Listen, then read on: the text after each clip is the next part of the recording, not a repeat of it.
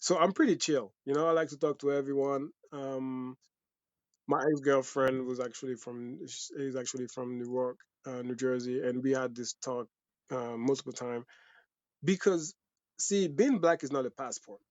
Is It's not because we're both black that we might understand each other. History is different. Black America had to deal with slavery, had to deal with so many things that was different from my end because we had colonization, we had different type of story. It's still suffering at a big scale, but from different layout of it, like not from different point of view. My friends and I have been on a crazy journey for the last couple of years, building a company that really was a disguise for building a community. We named ourselves Inertia Network because we wanted to be reminded to never let inertia own us and to break it whenever we have the chance. Our adventures have led us everywhere from swimming with humpbacks in French Polynesia to having a beer with locals in North Korea. And this podcast is our attempt at sharing conversations with people that inspire us, push boundaries, and embody what it means to break inertia. My name is TK, and I'm one of the co-founders of Inertia Network. I hope you can join me in learning the philosophies, mindsets, and stories of people that live life on their own terms and ultimately guide you in breaking your inertia.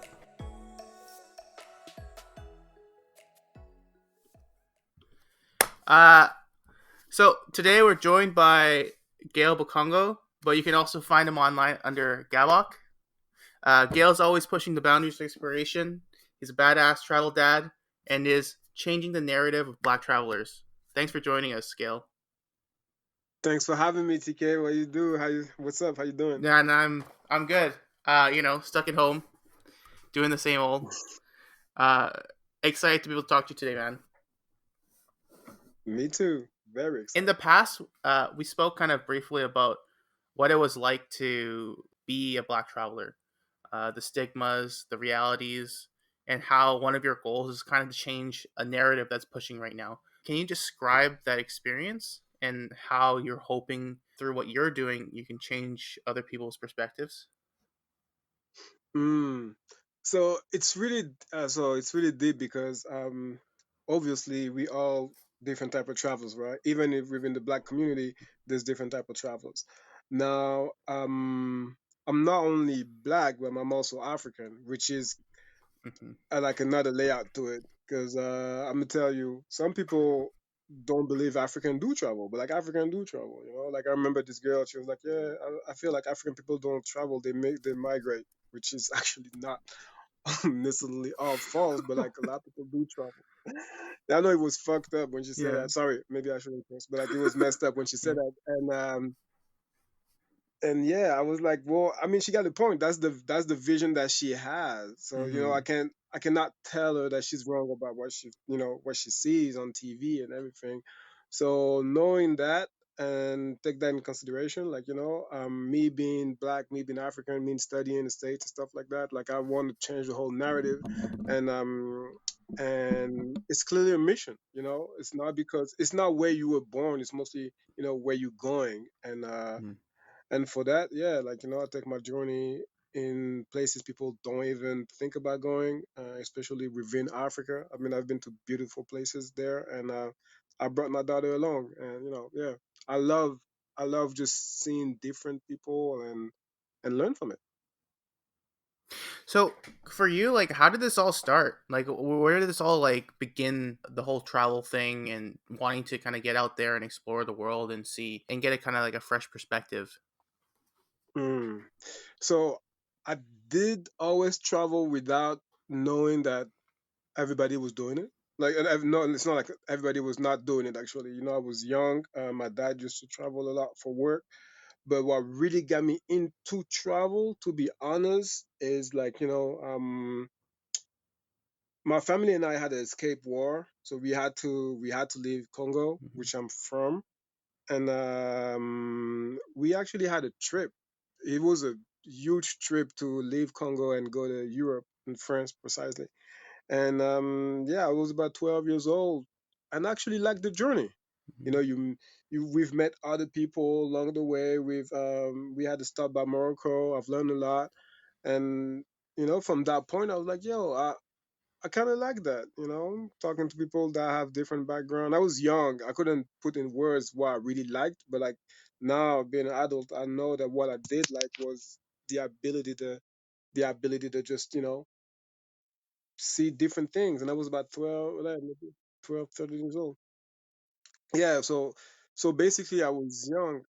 I didn't know what I liked or not, but I liked the feeling of meeting other new people and see different things. And from that point, I kind of knew. I didn't know how big the world was. I just knew I wanted that feeling again and again. So you kind of like touched upon something that I think is kind of interesting about how this kind of all started for you. So just to clarify, you said that was it when you were 12 that you was this a trip when you left the Congo? You went on a trip to Europe, or was this before?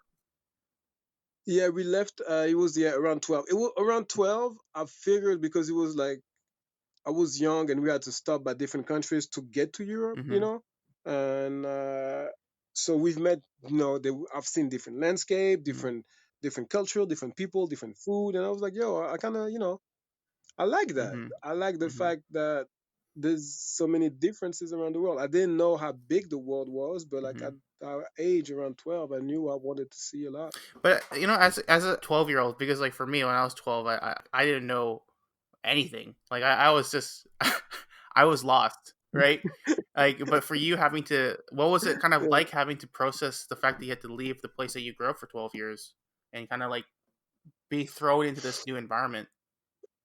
Well, it was easier than you'd think because I was already going kind of back and forth with France because with my dad, Mm-hmm. with this job and stuff like that. And I was born in France, so that also helped. But we just got back and forth with the family business Mm-hmm. back home in Congo.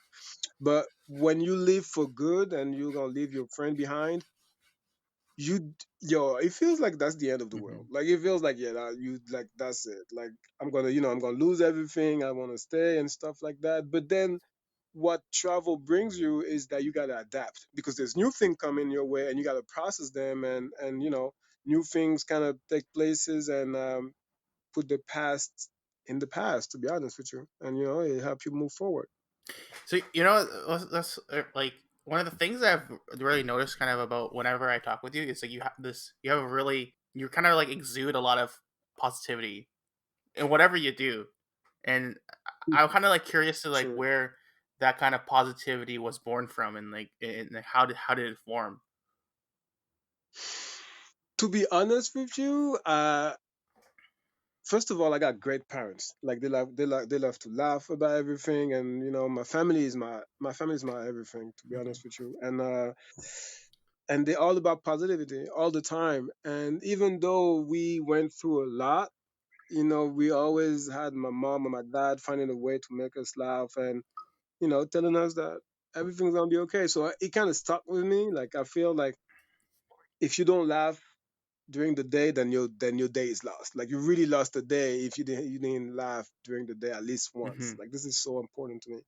Even if your worst moment. And when you travel and you meet things and you talk to people, like you laugh all the time. I mean, me when Matt and I went to Yemen, like I don't think there was one day we didn't laugh because like I'm like to be goofy. I like to be goofy and just laugh about everything. So yeah, I'll just take life how it is. Like it's short.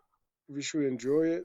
And happiness is a journey, to be honest with you. Yeah, man. So I think that's even that type of I think there's it's like a lot of one of the reasons why you know, I haven't had a chance to travel with you, but like we always get to well, every time we talk or every time I hear about you, and it's because one of the things that traits that we share is that as a group between me, Matt, and you, and everyone, like even like Nicole, is that we all like to laugh at things, and laughing is there. We're yeah, always able clearly. to find a level of humor in something, regardless of how crazy or ridiculous the situation is.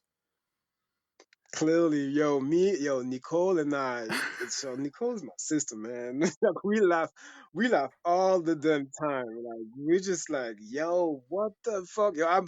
I can call Nicole like 2 a.m. and be like, bitch, shit is crazy out here, and she's gonna be like, what's going on? And we might laugh about something. I don't know, man. Me and Nicole, man, yo, she's my bestie, man. I love that girl. Yeah. We have so much fun all the time. Well, I'm hoping that one of these days we get to have another. I get to join one of you guys on a trip as like a group because even last Clearly. time when it was I went back to culture with Matt and Nicole. It was hilarious. It was just a riot. Things are just it doesn't Oh man, stop. I wanted to come back. I wanted to come back. I don't know where I was. I think I was in North Russia or something like that. But yeah, I was like I wanted to come back. Dude, next time we'll set it up. They're gonna continue doing crazy things, so we gotta get you back with us.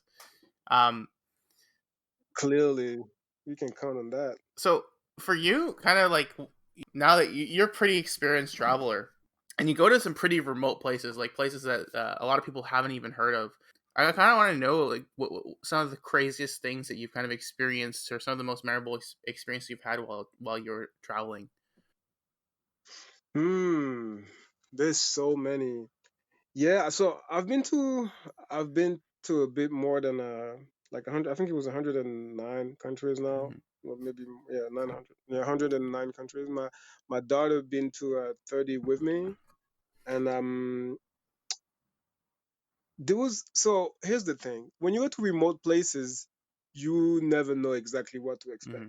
Like you just go because you want to see and experience, but you don't really know what to expect.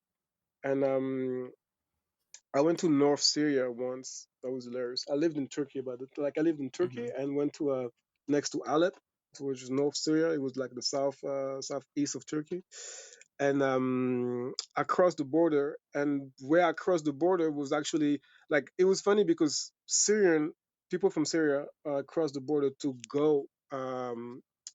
So people from Syria crossed the border to go to Turkey, but I crossed the border from Turkey to go to Syria, and just wanted to visit. Yeah. Everybody was like, "Yo, why you want to go there? There's nothing there for you." Blah blah blah. I mean, I was like, well, I just want to go and see. So met this guy and we drove to near Aleppo, and it was I had a ball. Like it was hilarious. They were just all laughing and on the fact that I really came to visit. They were like, "Yo, what the hell?" Like people are here trying to live their life and escape the country. You are here coming to Yeah. visit, and it was actually a good. That was a good memory, and Syria was fun. The one that I was, yeah, that I'm not gonna say I didn't like, but like Iraq was a bit. Maybe it was not the right Hmm. time to go when I went there, and it was really sad. And even though I stayed there only, I think I was there like a week, like 8 days. Hmm. Man, them people from Iraq having it rough, Hmm. man. Oof. I was like, yo. When were you But there? except that, it was about no, it was about almost 5 years ago. Oh, okay. Yeah, my daughter was like two. So yeah, it was about 5 years ago, something like that. And it was like, yeah, it was not the like tension war. I was like, maybe not the right time. Mm. But yeah, I still, like the people had good food, good memories, and all the time, like they're like, yo, why are you here? I'm like, yeah, I'm just here to visit. Just here to visit and see uh, what's up. oh man, that's I think one of the best memories, man, is when I went to the club in Pakistan. Jeez, okay. that was hilarious. That All was hilarious. right. So, tell me. No, no, tell me. I'm all ears. I want to hear the story. Yeah, so it was so we went to Karachi. Now mind you, people in Pakistan got dumb money. They have a lot of money and they live their life. Obviously, it's really strict, like people I mean, Islam is really like Islam police out there and stuff like that, which is fine, but like, young people still know how to live. So I think it was in Karachi. Yeah, it was in Karachi. And there was like a underground club kinda, Yeah. and I was like, what? They had hip hop. I got there, they saw me. I felt like a king. Like they had me a bottle. I don't even drink. Like it was ridiculous. Like people was having fun. I was like, what is going on? And it was just like beautiful women and people was like, men was all dressed up. I had a ball. I was like, I didn't expect that. from Pakistan at all. So yeah, that was the cool. That was one of the cool memory. Do you just like go to a random club, or do you have a friend that took you there, or like what's the situation? Like how did you find out about it? Like were you just in the mood for that day? So I I talk to people in the street, like Yeah. when I see people and they're like, "Yo, where you from?" So we start talking. Most of the time, that's how it is. I just start talking to people and get to ask them if they know where I can visit, where I can learn from it and stuff like that. And so I talked to those guys, and they were playing basketball. They were playing basketball on open court, and I was like, "Yo, I just what's to do out here?" And they're like, "Yo, come with us tonight. There's a dope club." And I was like, "A club?" I'm like, "Oh, okay. I mean, yeah, sure." And from that point, just ride the wave. That's all I do. And then you just got oh man, I was just in Pakistan in December. I wish I had time to do something like that. That would have been a lot of fun. Well, it was so unexpected though. Yeah. It was like truly unexpected. I was like, I didn't even know they had that. That was like, you can tell it was like a basement that was not supposed to be a club, and just turn it up, and yeah, they were just having mad fun. You know, Yeah, I was like, oh, okay, I didn't know the strangest club that I've ever been to was this. It was this really weird. Um, it was basically an apartment in Berlin, and you go up there, that. Yeah. Oh yeah, they do that. and then the apartment is split up into two rooms, and then there's a little middle section where there's a bathroom, and but it, on one side they were doing disco music, and the other side they were doing interpretive jazz, and a guy was had a projector going, and he was watercoloring a painting while these people were doing experimental jazz, and it was just the most bizarre. What? I would have It loved was the that. most bizarre experience I've ever had in a club setting because I just didn't understand what was going on. And on one side, people are discoing, and the other side, people are just like swaying to this super experimental like jazz while watching this guy paint.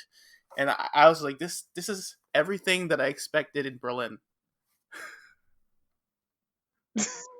Yeah, yeah, I know they do club in apartment and stuff, but like I never had anything like that.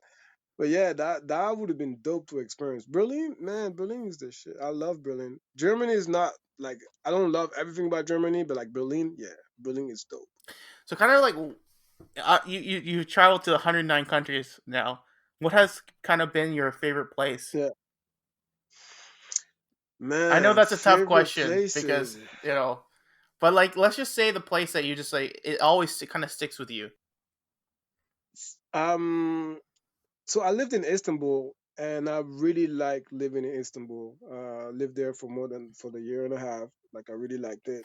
Um, but I don't know. One country that actually stuck with me that I really liked was Oman. Like Oman is just so Mm-hmm. peaceful. Like it's really peaceful. It's funny because it's next to the UAE, so next to Dubai and all. But like it's completely different. Like in so many Mm-hmm. levels, it's like really peaceful. I really liked it, and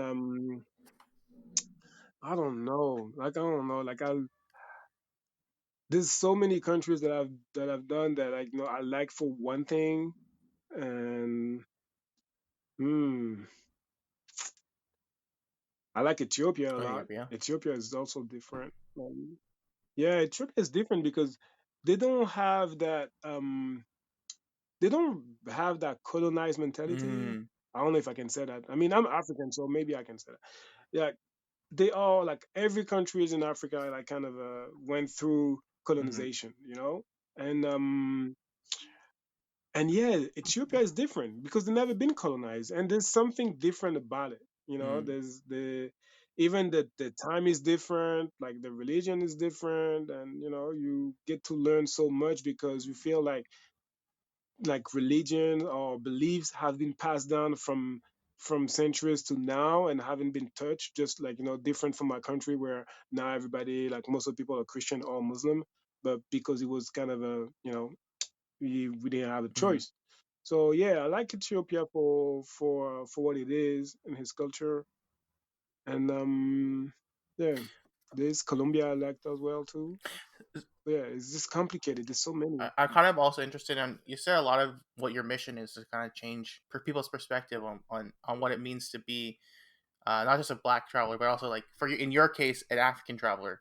Can you kind of like Yeah. expand on like some of the things that you've had to deal with in this kind of deal with for yourself personally in your personal experience?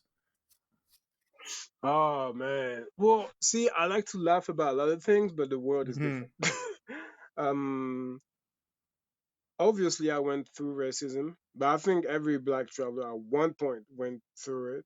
Not only, not only black. Sometimes it can be even white in Africa or Asian in, I don't know, in Europe. And you know what? To be honest with you, black on black racism, like colorism and stuff, is also a real thing. Mm-hmm. So which kind of sucks. But what does that kind of Um, look like? What does that? so like colorism, let's say, you know how Sudan and South Sudan split up like in the 90s. Yeah. I think it was even, yeah, even. So imagine yourself. I've been to both countries, right? Mm-hmm. And the stories diverse. Like it's different. Like from Sudan to South Sudan, they say different things. I tend to feel and I understand how South Sudanese felt because I've when I went to Sudan, I clearly understood that they felt like they were Arabic. Now, mind you, it's funny they feel like that because they're kind of dark. Mm-hmm. They're dark. They're not Arabic like white. They're Mm-hmm. dark. They're darker than Yemeni. The people from Yemen. They're darker than people from Oman. Mm-hmm. Right. So, but they tend to feel more Arabic from the north of Africa than African. Even the music, even the food is different. Now, when you go to South Sudan, they would have told that like they'll be like, "Yo, we were both black, but they were looking down on us like they were better blacks, like because Oh. they were lighter or because they had different type of hair, so they were looking down on us." And that's a true thing because even in Congo, in my own country, my mom is half, like like a part of her is also like she got like a quarter from Jamaica, and but like she is lighter like than most of the people in Congo, and because she's lighter, like people will look at her different. And when you dog her, it's just what it is. Like there was colorism in Africa, and even among us. Mm-hmm. So it's hard to be like one people, like one really tribe, uh trying to fight racism when we got our own colorism to deal with. Mm-hmm. So yeah, that's and I felt it too. Me going to other places like um even Chad. Like you go to Chad and they're darker, right? But they will tell you stuff like, "Yo, where you from?" You'd be like, "Yeah, I'm African, just like you." They're like, "Nah, we different." Or even in South Africa, South Africa is the worst. To me, it's the worst. And like some people from South Africa will tell you, "You African," just like if the country was not part of Africa. I don't know, man. It's just different. So how have you kind of, what about your experience in like a place like America? Have you felt some things like that, or has it been like pretty like a widely different experience for you? So I did felt it. But so I'm pretty chill. I like to talk to everyone. My Mm-hmm. ex-girlfriend is actually from New York, New Jersey, and we had this talk multiple times because see, being black is not a passport. Is It's not because we're both Mm-hmm. black that we might understand each other. Uh, History is different. Mm-hmm. Black America had to deal with slavery, had to deal with so many things that was different from my end because we had colonization, we had different type of story. Like it's still suffering at a big scale, Mm-hmm. but from different layout of it, like not from different point of view. Now it's interesting Mm-hmm. you ask that because even when I was in college, dude, I was in college in North Dakota and then Minneapolis, really up north, which Hmm. clearly it's cold as fuck for me. That was crazy to me. But but we had, like I've seen other black people, and I've read and studied Black America, where a lot Hmm. of people in America and Black America haven't studied anything about Africa really. And I was like, wow, that's crazy, because a lot of people thought, Africa was just nothing. Like they thought Hmm. Africa was a big jungle. It changed now. I can sense that it's changed, but back then a lot of people looking down on Africa, like, yeah, man, like they're just slow, and we definitely not slow. Hmm. But again, it's just a matter of education. Once you educate someone and you teach them what it is, they're able to really learn from it, and yeah, you can talk about it. You can talk about how differences in order to come to common point of understanding. Have you ever taken someone or traveled with someone that didn't really know that much, and like kind of had that someone from America to Africa, and kind of seen that kind of I did. I, what that did. experience I did was in like for them? December. I did in December. Last December, I went to Ghana, and I brought my Hmm. best friend actually. His name is Joseph Dorset. Dude is like 7'1", like he's huge. And Okay. he's my brother. Like he's my brother for real. So that was his first time in Africa. He came to Ghana because it was Afro Nation and all those big parties that was there, and that was his first time in Africa, and he loved it. He loved it. That made him want to come back. That made him want to see more of Africa, and I loved it because somehow it did it because I told him to. I was like, "Yo, you need to come to Africa. Just at least you can see, and just stop going to Puerto Rico and stuff. Like, I understand it's chill, but like, there's other countries, and yeah, Yeah. he did that, and I loved it. So I know it's kind of different in the sense that like because Africa is extremely diverse, right? Yeah, Like whatever's happening in the south is different from what's happening in the west, what's happening in the east. clearly, It's kind of like similar to what people have a misconception about like Asia. Like even like a place like China. China is like what's happening in the west is completely different from what's happening in the east. of With kind course. of that, do you feel in the consensus that when American travelers come, like African American travelers come to Africa, are they welcomed, or is it kind of like is there like kind of a weird divide? Man, that's a great question. So, um, I'll tell you what. It depends. Yeah, yeah. Truly, nobody will have the same experience. I cannot talk, for everyone, especially since I'm African, even though I have like also, a lot of connect with America. Hmm. It depends. I've met black brothers from America that loved it, and they were like, "Yo, we coming back. We gotta uplift Africa. We gotta come together and all." And I've met other black people that were like, "Yo, never in my life I will go back to this continent." Like, it's different for everyone, Hmm. and sometimes there were African people that didn't act right towards Black American, Hmm. and some other time it was the other way around. Black American didn't act right by coming to some countries in Africa. So there's so many different stories. There's so many different situations that I can't really say what is what, you know. Hmm. But what I do know is I've met more people that connect to Africa than people that didn't connect to Africa. It depends about the divide between African Americans and Africans, but because you're spent so much time in Europe, do you feel like there was also a divide when you came back to visit, or were you always like going back and forth? Well, I'm gonna tell you what. When I sense that they're trying to treat me different, I shut that shit quick. Like since Yeah. I speak the language. I speak the language. I don't play Yeah. none of this shit. Like I be straight up. I be like, I know what you're trying to do right now. If you don't want to fight, you better stop this right now. You don't want to get involved in that. You don't want none of that smoke. So yeah, like I definitely would shut down everything quick.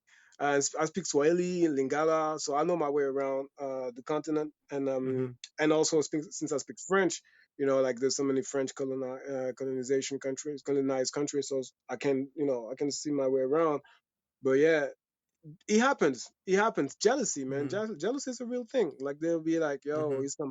he come from Paris. He's using euros. He got more money. He got more this. Like, so it's a real thing. I sometimes I do understand where they come from. It's not easy. Mm-hmm. Like they are suffering, and you come on vacation. They're like, "Yo, what the?" I mean, sometimes it's understandable, but Mm-hmm. trust me, like if anything goes south, yeah, I'm ready. You gotta shut it down. Yeah, no, I agree. Like sometimes you guys gotta take it down early. Even sometimes, like even for me, it's like my Korean's not that great, but uh, it's funny when people don't expect you to know the language, and then they're talking shit, and Yeah, then you just bust it out on them. But yeah. That happens so many times. so then, what about your experiences in outside of Africa in place like let's just use Europe as an example because it's closest to home. Have you had any like crazy experiences there with people making assumptions about you or whatever their biases or? But I lived in Italy for, to be honest with you, way too long. But I lived in Italy, and the first night, bro, that was crazy. The first night. So I used to be a stock exchange trader for about almost 10 years. So Mm-hmm. I've traveled a lot for work, and so my company had a great flat not too far from Villa Borghese, which is like a huge park. It's like Rome Central Park, like Mm-hmm. huge. And so everything out there is expensive. Dude, I get there, right? Um oop, can you hear me? Kind of Yeah, it stopped a little bit. it's kind of breaking out Okay. a little bit, but So I I can. Yeah. I get there. I get there in I think it was almost like 6 p.m. It was getting darker. And so I went to the reception. Like the flat, the building was great. I get to see the flat, and it's just crazy. I go back to the lounge downstairs. So because I'm like, yo, I don't know how to turn the heat on or whatever. I came back, and there's the cleaning lady, right? So here's the thing: the cleaning lady don't know who I am. She never met me before, right? So Mm-hmm. she handed me a broom, like, yo, you need to clean up before the guy come back. She thinks I'm working here. Oh I'm like, my yo, no, I'm god. I'm living here. And she was like, I understand, like I don't speak Italian, but I understand that she's like, yo, clean this before he gets back. Like you can see this, he puts his luggage. I'm like, yo, this is mine. And she's actually she don't believe that it can be mine. So I had to go back downstairs because that was Oh. the only one to speak English with the lady downstairs. I'm like, yo, can you explain to the clean lady that this is actually my apartment? So the girls downstairs, like woman downstairs, come back with me, and she explained to him like, yo, this actually that's the dude apartment. And she's like, oh, I'm so sorry, blah blah. She couldn't believe. Woo. And the first thing that she asked me was like, you play soccer? I'm like, no, I don't. She's like, oh, okay. Because she expect me, only black people that she see in this building probably play soccer. I was coming here from to work, so she was like, Yeah. what this dude is doing here? Mind you, we actually got cool during the years because she was coming here all the time. But at Yeah. first, clearly, that was one of the things I was like, oh, Rome is about to be a messed up situation. And obviously, there's a lot of racism in Rome, but because that's the first generation of migrant. Mm-hmm. All the black people that you see, that's the first time. Like a lot of Italians, I'm not saying they never saw black people, but that's not something truly common, Yeah. especially where I lived. Yeah. Well, yeah, Well, it's, I was like the only black dude in the neighborhood, bro. Like there oh, was nobody. this was in Rome. That was in Rome. Yeah, I lived in Rome. So you know what's crazy? It's like from even for me, when I was living in not living, sorry, I was living in Belgium, but I traveled to Paris Yeah. with my mom and my sister, and we went to Moulin Rouge together. because I wanted to take my mom to see a Yeah. show, and it was really funny because we walked in, and the minute we walked in, the servers had this like attitude. Like it was something like it was hard to describe, but at one point they sat us, and then one of the guys like asked me if we were Chinese, and I said no, we're actually Korean, but Canadian, and it was like the most 180 flip in attitude that I've ever seen in my life. They were suddenly like so nice. They were so like they were like asking us what do we need. That was so crazy. Like I didn't under like I was like, man, is this what it is like? Even now, when I went to Socotra traveling through Europe, uh, it was not a good time to be an Asian traveler because of the whole like virus going on. People were like looking at me. Yeah. I remember when I was in the airport in Germany. I've never had this has never happened to me before. I was at the gate What waiting for happened? my flight, and a security guard walked up to me and started questioning me. And I was like, Oh. this is like the most this is crazy. It's because I'm Asian, 100% because of like they're like, oh, are you from China? Are you like you know feeling sick? Like where you come from? And I was like, man, man. I was like, dude, That is so messed up. it's like I'm. Well, first of all, I'm from Canada. I'm Canadian, and I was like, whew. I was like, I kind of got a lot of, I built a lot of empathy for like what people, like I was like, is this what Arabic people feel like when they travel? Because I know Yo, even black, like in yo, America. try to be black and Muslim, bro. Shit. Oh, This is the ultimate losing ticket, bro. Like I've, I've went through so many fucked up situations. Like what you tell me right now, that's child play. That's like everyday situation to me. I'm like, oh, that's cool. Like I'm used to it now. But yeah, clearly, like if I tell you all the messed up stuff, man. Even yo, let me tell you this. It was me, Matt, and even we were in Afghanistan. yeah. Matt, and the whole group, like Nicole, and one luggage, I don't know, one luggage has something in it, right? I didn't know what it was, but like something was in the luggage, and the guard was like, "Yo, we got to pass this luggage again. Whose luggage is this?" Mind you, it was some other woman luggage. I forgot who he was, but the security guard looked at me like, "Yo, pass this luggage again." I'm like, "This is not mine." He was like, "He's got to be." I'm like, "What? What? How?" Jesus. Like, what do you mean it's got to be mine? It's like, yeah, because it's the only one that bit. I'm like, you don't even make no sense right now. And I don't know who he was, but like, she took it back, and she passed it through again with to X-ray, and it was good. But I was like, yo, that's messed up. Like, he legit thought I was mine just because I'm black. Like, I'm like, yo, that's not even my stuff. That was crazy.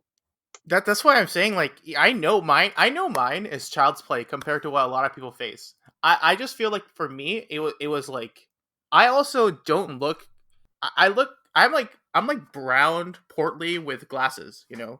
I look like I'm going to study for I look like I'm going to go study for a test. All right? So I'm not used to Yeah. this. Kind of like, they look at me it's like look at that Asian boy. He's probably studying for his SATs. But so for me it's bizarre because but then now I feel a little more like, oh, this is maybe this is not as bad as it gets, but this I get what it feels like. Because even when I was just walking through the airport and people were staring at me because I was like one of the only Asian people in the Yeah. airport, and it was actually crazy. Yeah. Trust me, I understand. Trying to work in the airport in Moldavia, like in Chisinau. Hmm. Everybody look at you weird. Like, what is you doing here, dude? Like, what in the hell? Like, it was, but you get used to it. I mean, you get used to all of that, to be honest with you. Hmm. And have you like ever like like when you're traveling to these places and like you see people and people always have their biases no matter where you're from, but like um have you been able to like what do you do to kind of like really connect with people while you're traveling? Well, sometimes I don't. Sometimes I Hmm. don't connect. That's fair. Um, and it's always about something. Like, I will talk to them, and it depends where I go in the country. Like, let's say Belarusia Hmm. for I went there for like a job, so he was filming and stuff. So you get there and they see a lot of your equipment, so they start talking to you. And once they start talking to you, that's where you engage. But like if people don't talk to me at all and they look at me funny, like I'm not the one to go and try to change Mm-hmm. anything. Like if you want to talk to me, I'll talk. But if you don't want to talk to me, like I'm good. I don't want to. I don't want to. Like I Yeah. don't want to use my energy for that. Like, my energy is not free. Like I'm trying to. I keep it cool. I'd be like, yeah, no problem, cool. So I kind of want to talk a little bit about something that I think is super interesting. One of the things that you do that's really interesting is it's really traveling with your daughter. I don't want to butcher her name, but is it Dana? Yeah, it's Dana. Yeah, yeah, Dana. you Yeah, said it okay. right. Okay. Yeah. Um, Traveling with your daughter, it's kind of interesting because a lot of people, like for even for me, I didn't really travel outside of going visiting like family. I didn't really travel that much. I didn't get to see the kind of places that you take your daughter to, and I think that's a really interesting kind of thing to have and instill in a child at such an early age. I'm kind of interested in knowing like where did it all start and kind of where did you decide and how do you decide that I'm gonna make this a thing that we're gonna do together? So you know what's funny? I actually wrote a whole book about it. It just got done. Oh wow. um, yeah, wrote a book about it. It's a great piece. So to be honest with you, I knew I would have traveled with my daughter, just not at this extent. Hmm. Um, when we started it, it was really for fun. Like I started in Europe. I didn't went too far, like Spain, Germany, Switzerland, like little stuff around. And the more we traveled, I saw that she liked the idea of taking the train, taking the plane. She liked that. Hmm. And the more we got into traveling, then the more she wanted to she wanted models like to watch to see. So we started watching Dora the Explorer. And Dora was going to Morocco, to Hmm. Africa. And I don't know, somehow she felt like she needed to, like, be up to the competition. She was like, Dad, I want to go there too. I'm like, all right, shit, like, let's go, I guess. So we started traveling. She was like, Dad, I want to go to China. I was like, but what, where in China? She was like, I want to see the pyramid in Egypt because of Aladdin. Like, I want to Wow. see that. So like the more she watched cartoons and anime, and she understood that this was about the world, she was like, yeah, I want to go there too. We went to Mexico. I told her that I was like, yo, she's probably Mexican. And then she was like, I want to go to Mexico. I want to see where she lived. I'm like, okay, I guess. Let's go. So we went there, and yeah, it's just, and then now it's just like she will tell me why she want to go to a country. Oh Like she'll tell me about Japan. She's like, yo, Dad, I want to go to Japan because I feel like this the crazy about technology. They have so many animes, wow. and the food is different. I want to go check it out. I'm like, all right, let's go. But then she was like, yo, Dad, I feel like we need to go back to Africa a little bit. Let's go to Senegal. And I'm like, all right, Senegal is a good choice. I asked her why she want to go, and she was like, well, I want to go to a country where there's a lot more black people than just you and me. I'm like, all right, then we can do that. Like so she got motive to go to different countries now. It's not. I mean, I don't pick countries up. she's she's the one who wanna Yeah. see what other countries are about. So I just to make a personal like comment on that. Like for me, seeing that. So my sister has a niece. Has a daughter. Is my niece. And one of the things that I Mm, really want to do for her as I get older is like take her traveling. So like hearing what you're doing is such a I think it's super cool, and I want to be able to do that thank for you. her because like I think there's so many things you can learn, and it's crazy because I did this. I started learning all these things as I was older, right? Because I started traveling much later into my life, like after my 20s or when after I was like finished high school. Um, but your daughter gets to do that and get all these lessons, and it's with you too from traveling at such an early age, and it's such a crazy thing to see. And I'm always super excited to see how that kind of manifests as she gets older and like what type of person she'll be when she's kind of like in her 20s. Yeah, well, clearly me too. It's just, you don't.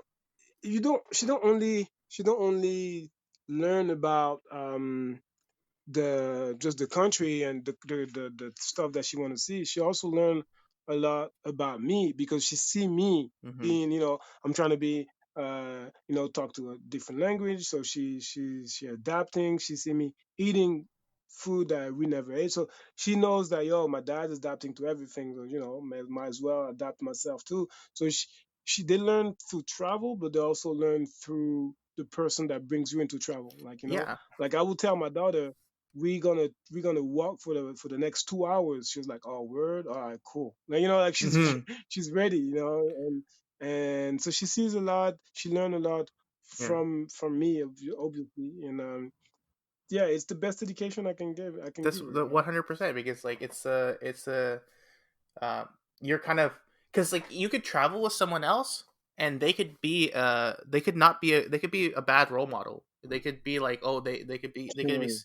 and I'm not like shitting on this type of travel, but like you could be sitting in a hotel at a resort for a week, and if that's what you like, that's what you like, and I have no problems with that.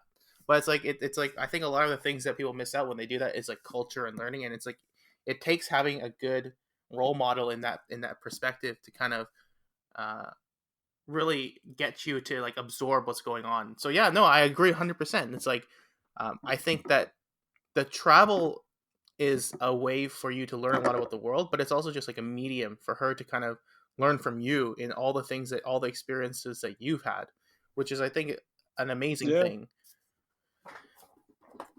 yeah, clearly it's the best. I mean, I couldn't never ask for more. So it's interesting even to understand how she see things. Mm-hmm. You know, she's uh she's not she's not picky. When we travel, Mm-hmm. she knows that, it is what it is. We got to do this, and she's patient. Like, she, traveling made her patient a lot. She understand that we got to wait at the airport. She understand that it's just no. It's a lot of stuff that comes and that just, help me educate Mm-hmm. her. So what has she taught you then while you've been traveling together? To be more careful. When you travel by yourself, you don't care about nothing. You just Mm-hmm. go. Yeah. But like when you travel with someone so little, like you're a lot more careful. You trying to share a lot more. You be careful of what she gonna like or not during this time with you. So it's you grown up. You just think about someone else, and this is the most important thing. So you want her to have a good memories. We take great pictures. We actually use the tripod a lot, and Mm-hmm. because of that, she make little poses. Like she love to, she love the Mm-hmm. camera. I can't lie. And it just helps you realize what's your mission. If anything, like if I can change no one, I know I can at least help my daughter see the world Mm-hmm. uh, by herself. I mean, help her being this good traveler she can be and share with her. So like those stuff alone can be a great mission enough. Mm-hmm. Be like, yo, if I lived, it's because I helped my daughter being who she is. Dude, that's when are you guys gonna come to Canada? When is she gonna pick Canada so we can all like hang out?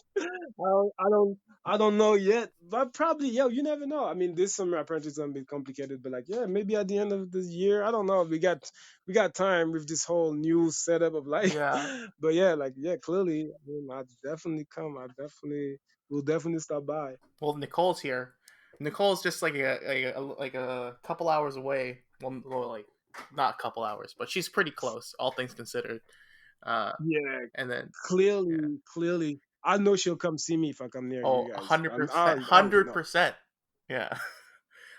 So I just had just a personal question. Like, how old did you guys start traveling together? How old was Dana? So when I lived in Singapore, Dana was only 6 months old. Okay. So yeah, she was like I really started really really young. Okay. Um So, and it's tough being a man doing this by yourself, Mhm. but you get used to it. And this is like a, there's a connection, and especially when you got a daughter, it's different when you got a little boy. Like your daughter, she makes you understand that you are her everything. Mhm. Mhm. So you can't mess things up, bro. Like you're like, whoa, I gotta chill. I can't do this and this and that. So yeah. So we started really, really young. And how old is she now? She's about to be 8, bro. Whew. Oof, My God. dude. Yeah, Yeah. man, it's different now. Now, like she wants to travel where there's the sun. She needs the beach. Like, dude, like this. Man, I remember when she didn't have nothing to say. It was actually good times.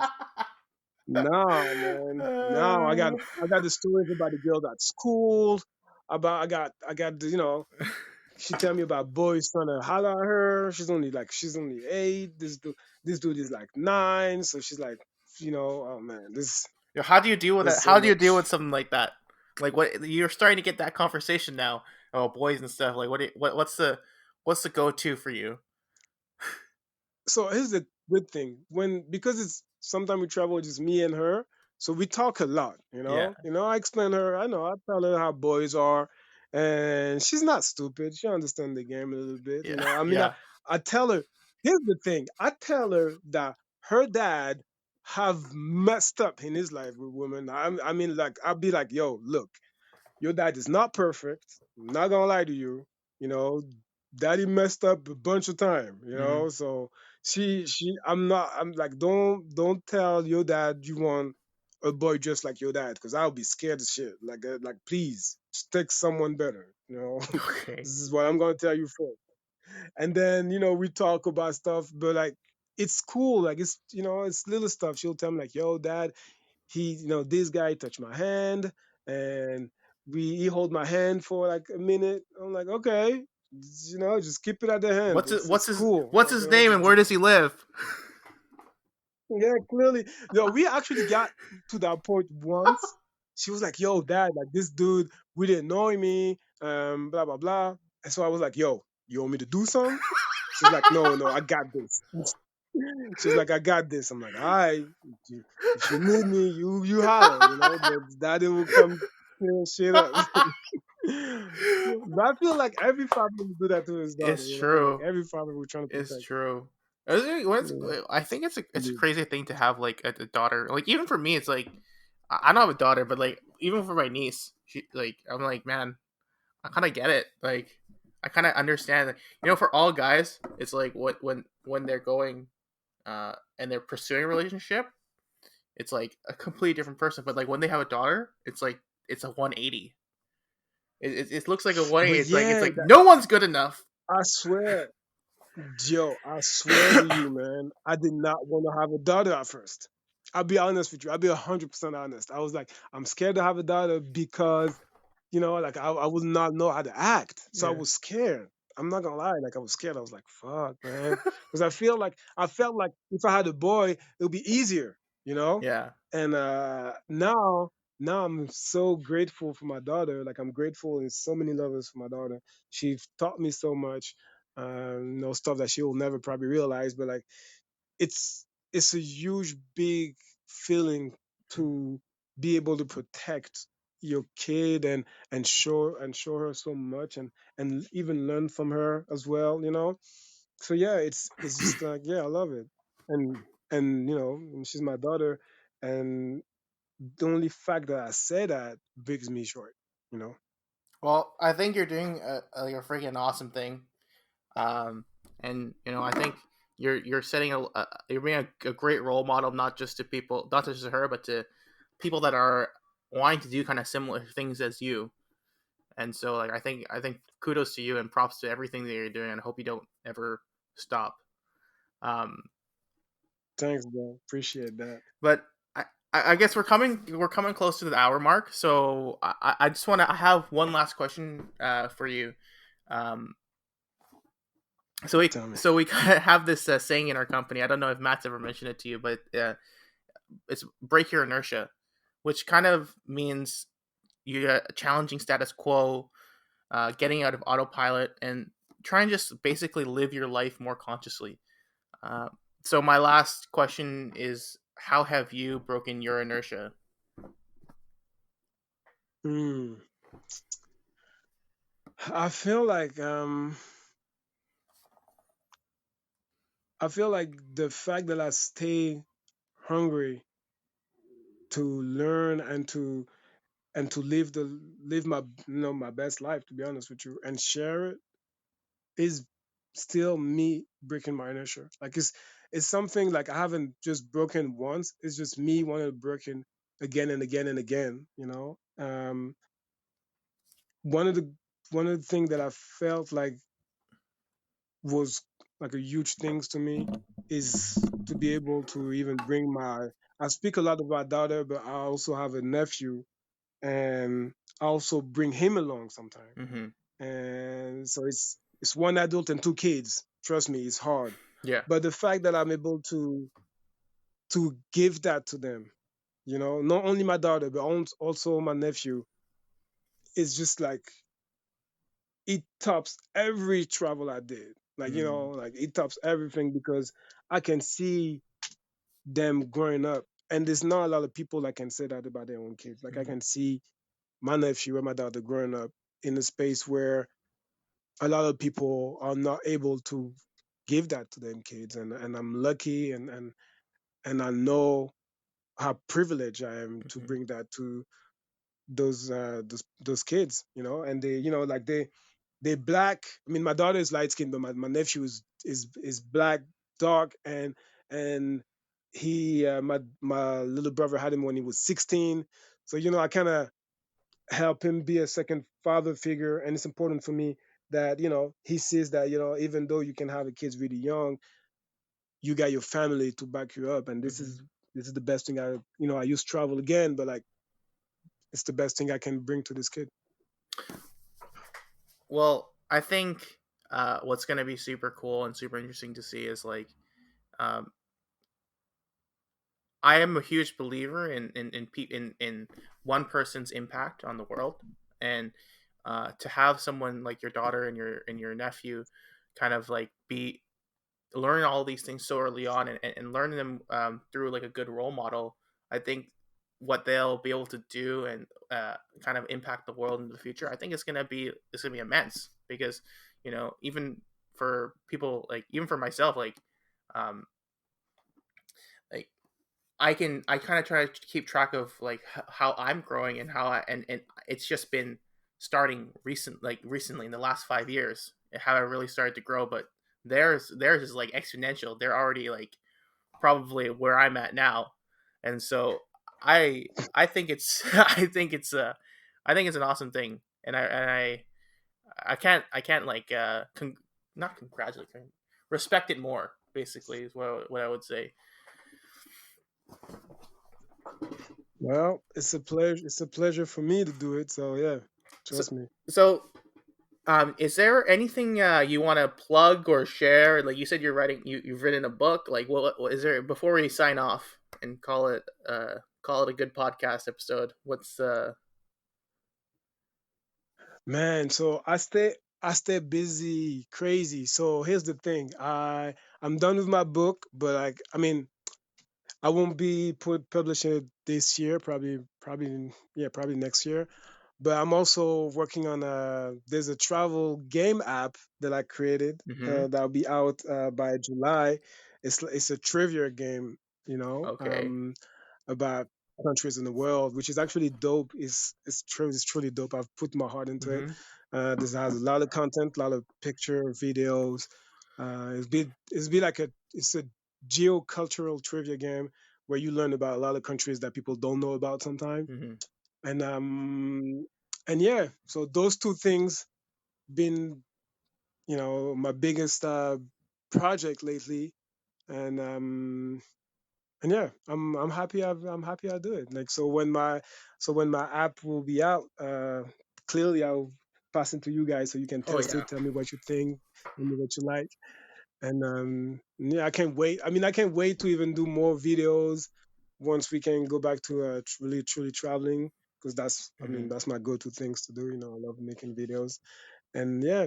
I'm happy. I'm a happy place in my life right now. Like I'm truly happy, and I hope, even though we living all in quarantine and we fighting all, the whole world fighting COVID and stuff like that, I kind of, I'm in a happy place. I'm doing stuff that I like, even though I don't do it the way I want to. Mm-hmm. I'm still doing it, and it brings me a ton of joy. All right, man. Well, I also want a copy of that book. So when you release it when in a year. Trust me, All you will. right, man. Thanks for joining me today. I really appreciate it, and hopefully we can do another one of these soon. Perfect, bro. I appreciate it. I appreciate your time, man. Thank you for having me. Hey everyone, thanks for tuning in to the Inertia Network podcast. If you like what you heard, come check out our website, inertianetwork.com, or follow us on Instagram at Inertia Network so you can see what our journey has looked like. Hope we can continue on this adventure together, have some meaningful conversations, and break our inertia. See you next week.